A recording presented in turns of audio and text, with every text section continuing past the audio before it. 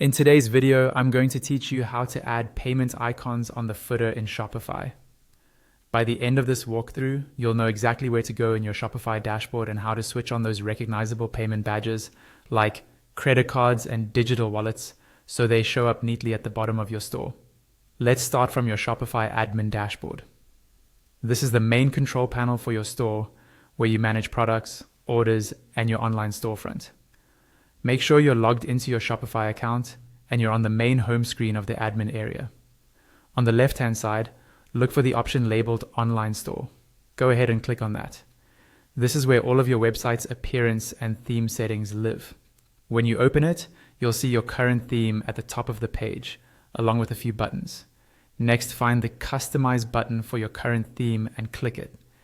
This opens the theme editor, which gives you a live preview of your store on the right and a list of sections and settings on the left. Anything you change here will update how your storefront looks to customers. Once the theme editor has loaded, look at the list of sections on the left panel and scroll down until you see the footer section. It's usually called footer. Click on that. When you select it, the editor will switch to show you all the settings that control what appears in the bottom area of your site, including links, text, and icons. In the footer settings on the left-hand side, look for an option related to payment method icons. This is typically a toggle or checkbox. Click it to make sure it is turned on. When this is enabled, Shopify will automatically display icons for the payment methods you've set up in your payment settings, such as major credit cards or other providers you support.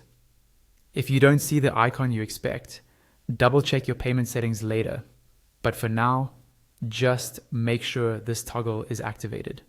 After turning on the payment method icons, move to the top right of the theme editor and click the Save button. Saving applies your changes to the live theme.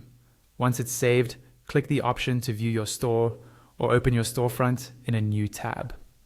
Scroll down to the bottom of the page, and you should now see your payment icons displayed in the footer, giving your customers a